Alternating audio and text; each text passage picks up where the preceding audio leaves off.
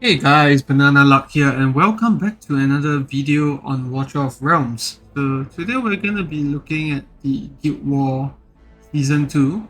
So it's Beta Ru, as you can see in the screen here, and let's take a look at some of the brief changes and see, how that works out in the grand scheme of things. So first of all,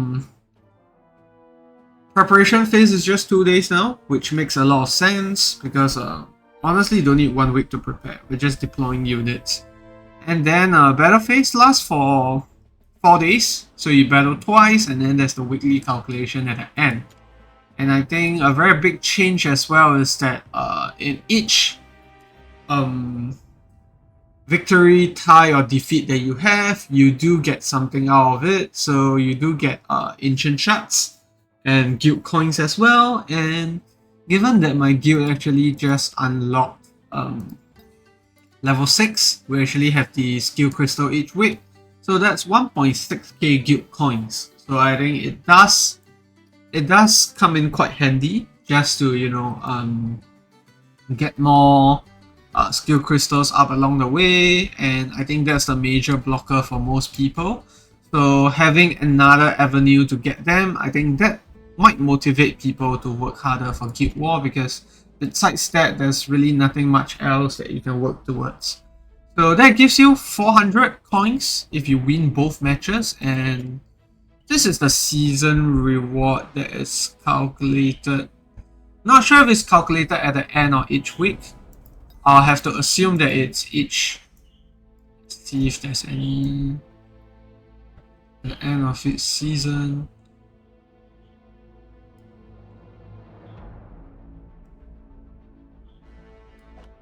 Not sure.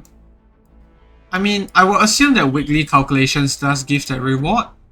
If not, it seems a bit lackluster that this only comes in like once every few months instead. So yeah, that might potentially give you like,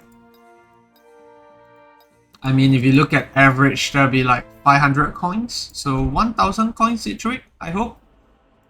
I'm not too sure whether that's going to be truly the case, but I will assume that that's what the weekly calculation here is for. And I remember in the last round, we did get our season rewards at the end of it. So yeah. And so that's besides it for like rewards and how the phases works. I think another big aspect that has changed is the way that each battle works. So I have another video on this, but basically each unit has a cost tag to them now. You can see that on the top left hand corner, the fiery icon with the numbers on it. So what this means that it's like the usual tower defense mode that we have, and you can accumulate up to 10 costs. Cost accumulation is a bit longer than usual. So these units sort of just you're allowed to deploy them as many times, sorry, 2 times in each battle. And you can see that quantity has changed quite a bit. So it's just one of these bookkeepers and one of these Knight of Destructions. Previously, I remember you could deploy 2, so I guess the number of units that you deploy is the same. It's just that now you can sort of customize the extent to which that when you want your units to go out, and you can even combine them together. So I think the smaller, speedier mobs, they still have their quantities much higher than the rest.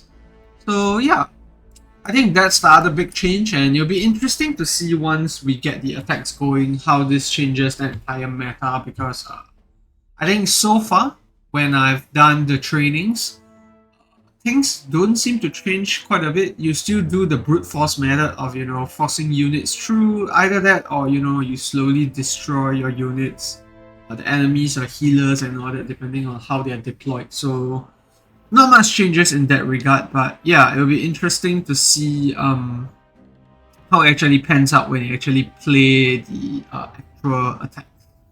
So those are the two major changes in my opinion. I think besides that, when it comes to the garrison and all that, it's pretty much the same.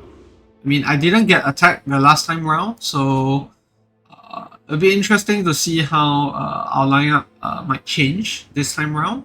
So you can see that over here, I think I didn't change much other than the first deployment. Instead of running, who was it previously? I think Abomination. I placed Salazar down this time because yeah, I think he would do much better.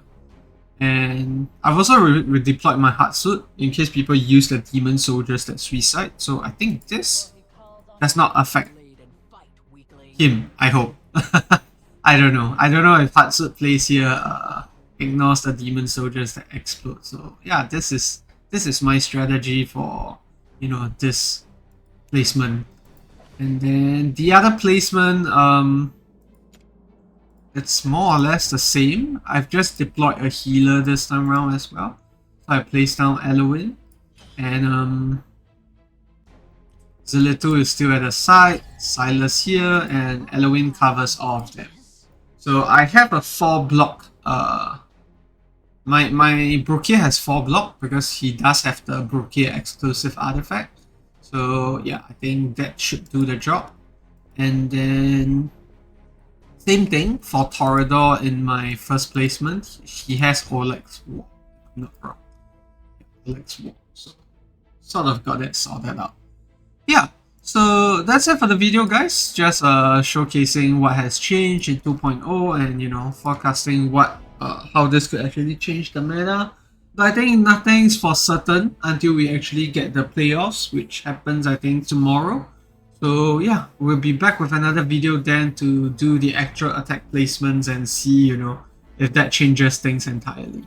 But that's it for the video, guys. If you found it helpful, feel free to leave a like, subscribe, or even comment down if you have any questions or comments on Guild War 2.0.